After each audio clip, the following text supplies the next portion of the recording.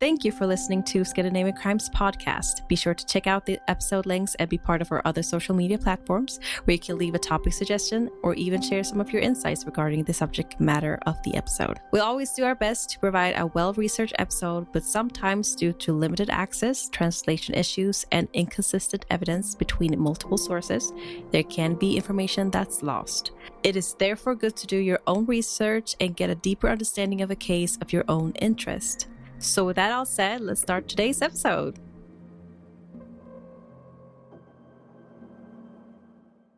Welcome to Scandinavian Crimes. My name is Devante, and say hello to my lovely co-host Delila. Hi. And on this podcast, we talk about famous Scandinavian criminals who made their mark throughout Scandinavian history.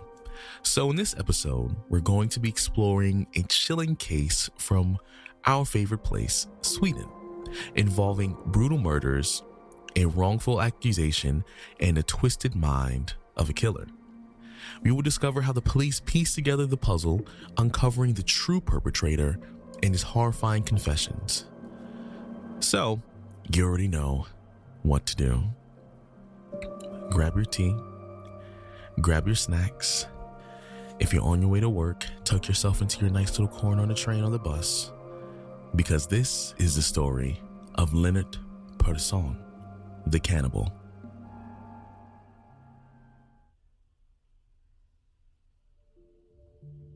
On the morning of March 30th, 2005, the emergency center received a call regarding an ongoing knife attack in an apartment in Sätra Gävle. The caller was 20-year-old Tommy Karim, reporting that his 18-year-old partner, Anna Norell, had been attacked.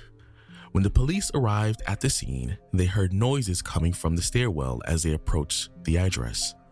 Tommy emerged, incredibly shocked, and spoke quickly, saying, she's up there, you have to go up." The commanding officer instructed the colleague to accompany Tommy to his father's apartment in the same building for more information, while the others went upstairs to investigate Anna's situation. They announced themselves as police and called out, but received no response. A Rottweiler aggressively approached the door, growling and barking, preventing entry. One officer hurried downstairs to fetch Tommy's younger sister, who managed to calm the dog. With the dog secured, the police searched for the perpetrator. In the apartment, they found Anna's body in the kitchen near the refrigerator. Despite attempting first aid, her severe upper body injuries confirmed she was dead. The forensic technician arrived on the scene and noticed unusual wounds on Anna's body with pieces missing. Normally, wounds could be stitched together, but there were triangular area with tissue loss, which was very unusual.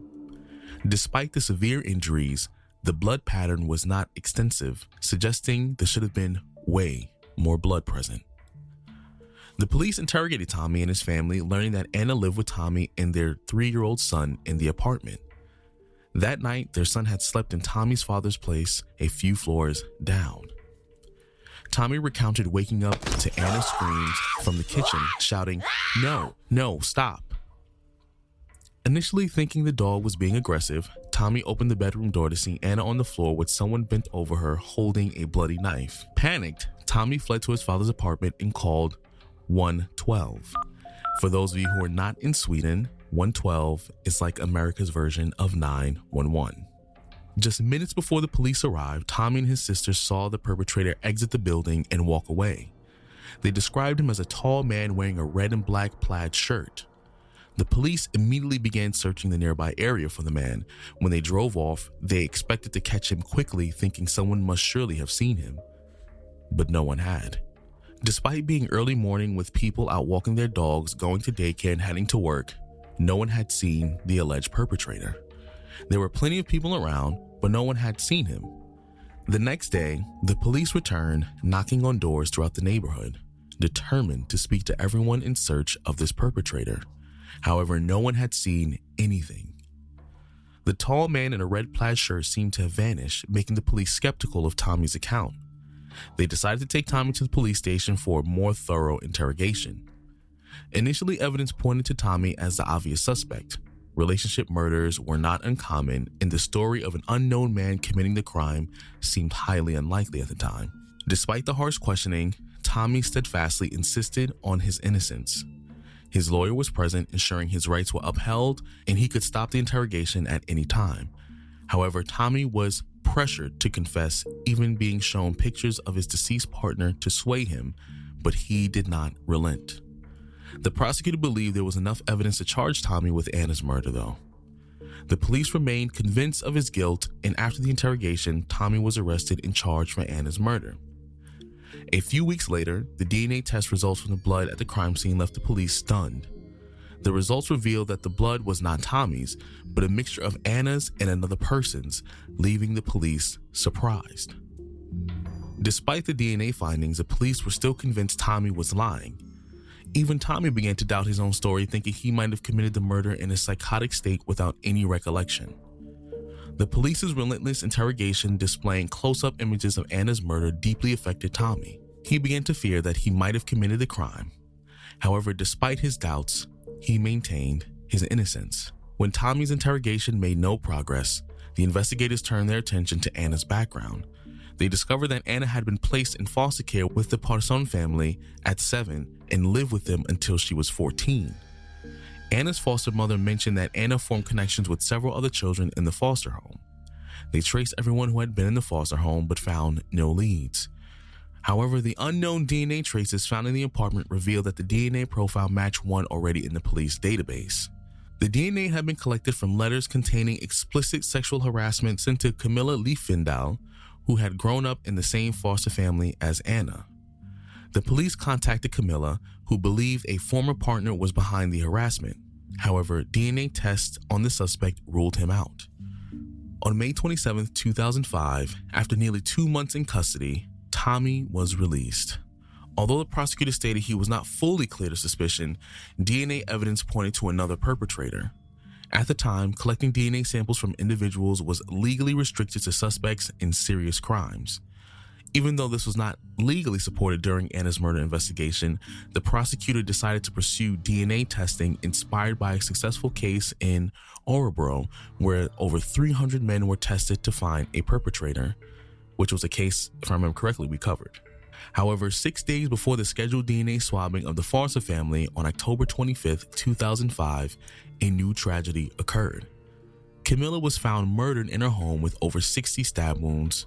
Around 6:30 p.m., the police were called to the apartment in Skutskär, where they found Camilla.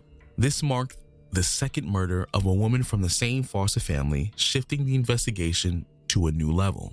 Camilla had a tumultuous upbringing due to her alcoholic father, but Camilla and her sister had a close bond.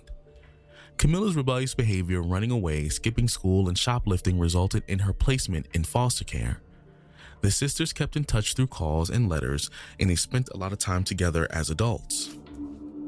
Their relationship was really strong, with Camilla being both a sister and a best friend. Camilla's sister had fond memories of spending weekends and holidays with the Foster family, finding it a calm and caring environment.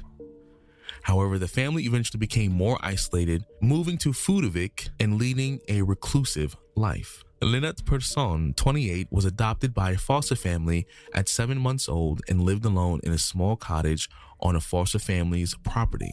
Very reserved, he spent most of his time reading and watching films, rarely joining the family for meals. He struggled to keep a job and had a lonely childhood, seen as peculiar from a young age. During the investigation into the DNA traces at Anna's murder scene and explicit letters sent to Camilla, Lennart became a key person of interest in the investigation. When asked if one of the Persson brothers could have been involved, Camilla dismissed the idea, stating it wasn't possible.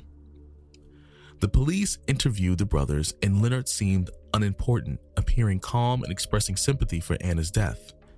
However, they still planned to collect DNA from the family regardless.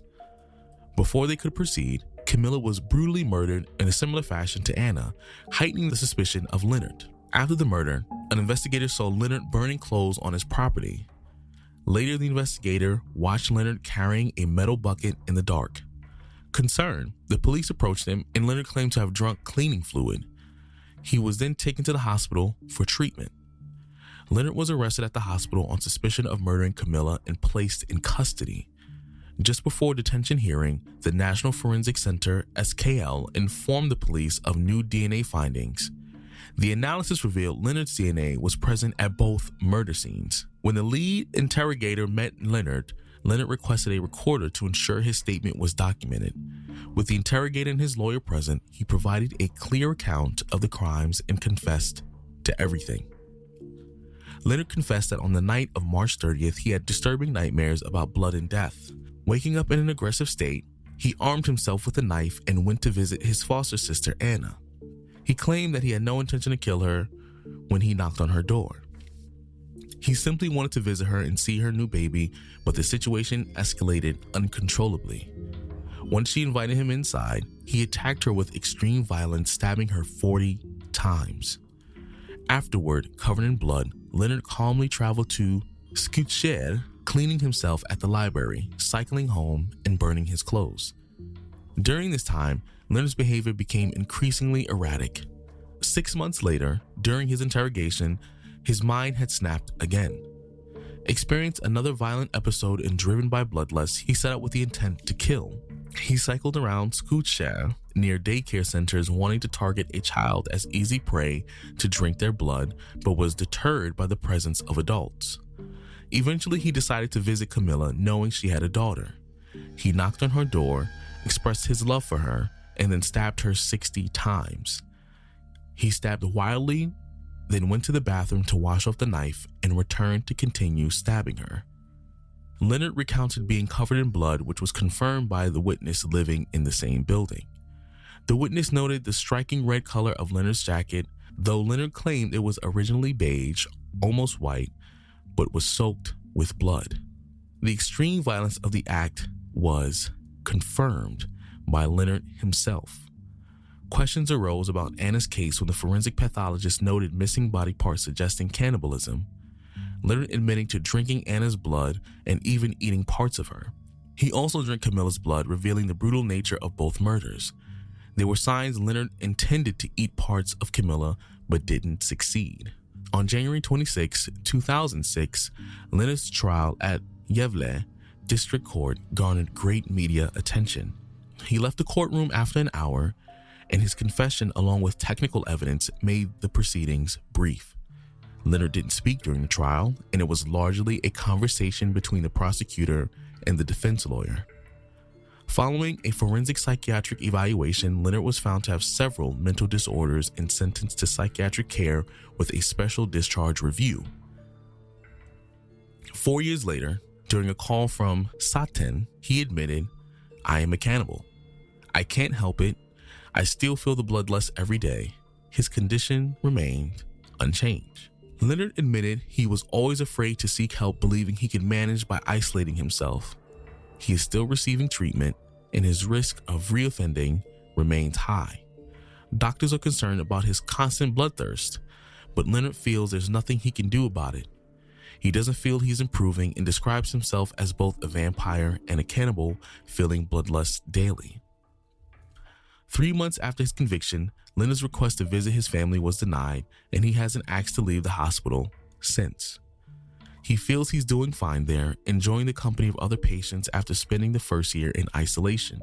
He maintains daily phone contact with his family, who sometimes visit him.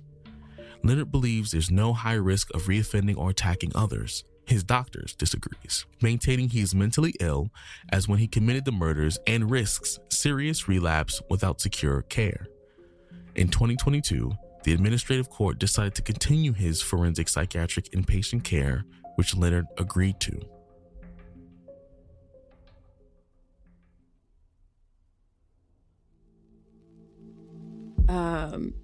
Very intense case, I would say. I just wanted to talk about different parts of the story, but I wanted to mention regarding the Tommy situation, the boyfriend of Anna. So initially, he was detained for the murder, which, it's not uncommon for, what's it called? Abuse at home, or it turning into deaths and murder because of that. So that I can be like, okay, fine. But the DNA analysis from the crime scene identified another person, which basically matches with his story that there was some other man on top of Anna as he escaped. Which is like a bit strange to me how they were like, we still can't trust you. And he was in custody of like 2 months before they were like, okay, you can be free. And I just felt like the police kind of ignored other leads, and maybe they were super cautious, but I don't know. I just felt that was very weird. And he was never cleared of suspicion. And okay, yeah, yes, Devante. This is also why I say in Sweden I need to sue more often. But, that's a little bit more jokingly. But yeah, he shouldn't have been held up for 2 months when there was evidence that DNA that evidence, matched his story. That confirmed his story that there was somebody else there. Because initially it's like they found out about the DNA evidence that didn't even match to him. Mm-hmm. Then they just ignored it at first and was like, "Oh, we still think it's him." Yeah, I thought it was. He was in jail weird. for 2 months. Yeah, he was in jail for 2 months. Like, I hope they gave him some form of restitution. And then he started second questioning himself too. Yeah. I was like, "Oh my god, that is just like almost borderline forcing him to basically like confess to something he wasn't aware about." And even though this is 2006, this is basically why quite recent, the second that DNA evidence is introduced, like they can't hold you until they are absolutely sure that, hey, this is what's going on. Mm-hmm. Even then, it's still not a perfect system because we still hear about people who get exonerated or they find out something else happens, so it can still happen. But in reality, I know, like, usually in cases like this, it can typically be a partner. But sometimes you have to pay attention to all the details. And when you see something, you have to test it, make sure. The forensic doctor, he even said, like, pieces are missing here. And, like, this just looks weird. I feel like, I don't know, I just thought it was a bit weird that they were so focused on him. The only reason I can think about them thinking is Tommy is...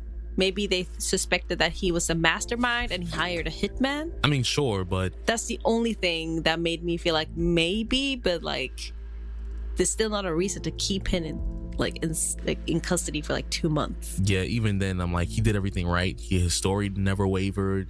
Even when he doubted himself, he still maintained his innocence. He's like, I still don't remember I did that. Maybe. And, like, he was just like, I felt so bad for him, honestly. And what if, like, Lennart did not confess? Like, would they still suspect Tommy?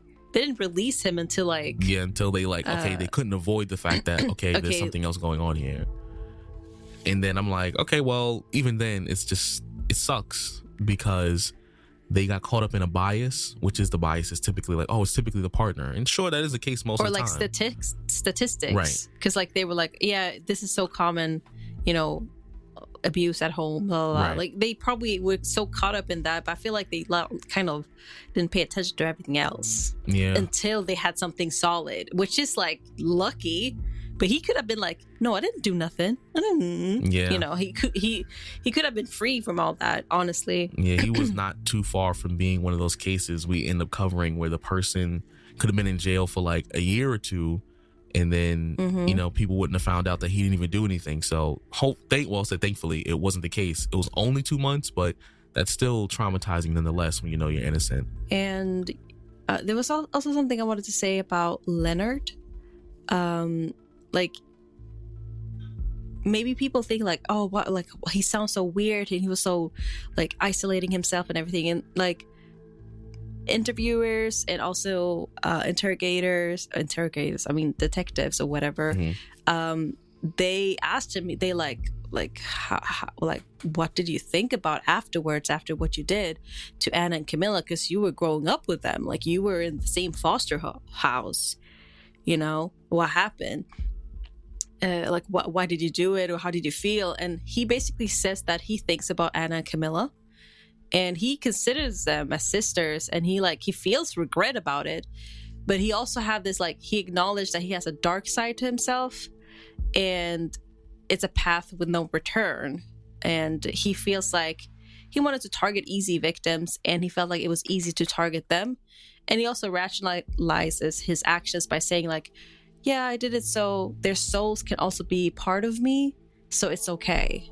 Right. So, like, I feel like it's a so you guys understand that, I feel like it's kind of scary that he been struggling with these mental issues for so long, and he was like, I'm not gonna be able to handle it anymore, and then he just attacked close people like he grew up with, and he's rationalizing it because he's like, but I'm a vampire, I'm a cannibal, this is who I am. Yeah. And I feel like what they see signs, like they did see that he was isolating himself, they did see that he was never talking to anybody, and even the sister, Camilla's sister, said in an interview as well that she was like, she wasn't surprised when she knew it was Lennart. Yeah, I think probably one of the reasons why, like, for example, she probably wouldn't have maybe said anything, or maybe it was just one of those situations where, like, even though he was self-isolating, there's multiple reasons you can self-isolate.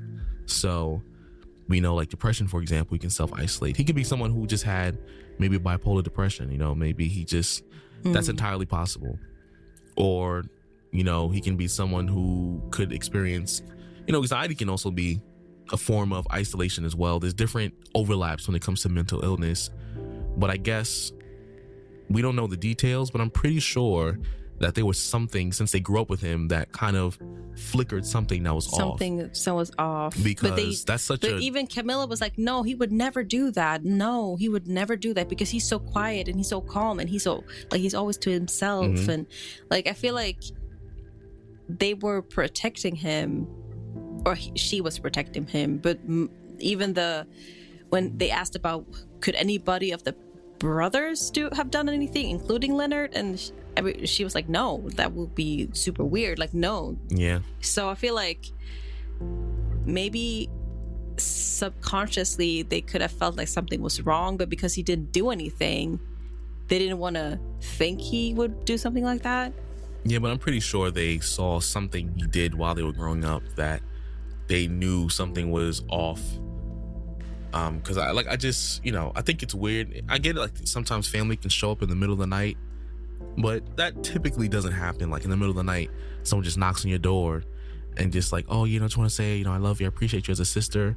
Like, that seems weird off rip by itself. But like I said, I know something else was going on. We don't have details. So he instantly attacked them, like, instantly. Well, the first attack, he did have a conversation. Walk into the... Yeah, he had a conversation first for at least a couple minutes before and stabbed 40 times. The second time was immediate. So I think once that happened, he was like, I just gotta keep doing this. But I don't know. We're making assumptions at this point, so I can't really say what happened for sure.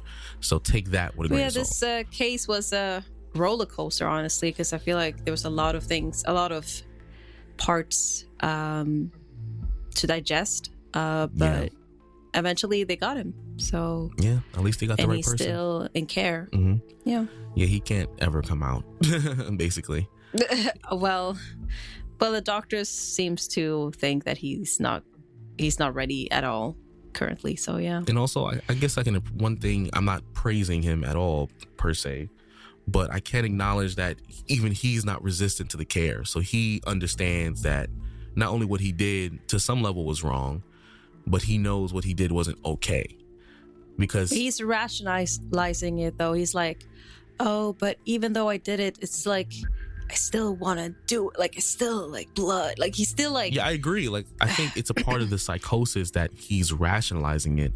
But then to hear him say, like, he's not disagreeing with the fact that... He can acknowledge that he has a dark side. Yeah, he's not disagreeing with the doctors telling, oh, no, you're not ready. He's not fighting, because we've covered, I think, another cannibal case where people thought, no, I'm fine. But then immediately would show, the same tendencies all over again. He's, to some level, at least acknowledged. Oh, he reoffended. Yeah. So I'm like, at least he's like, all right, I'm not disagreeing. Like, I feel these things. So I think the rationalizing is a part of the psychosis and a reason why he's able to rationalize. Because I wouldn't be surprised if he's a cannibal, but then also maybe he might be, this is my opinion, I don't have any inkling of data to support this, but it's possible.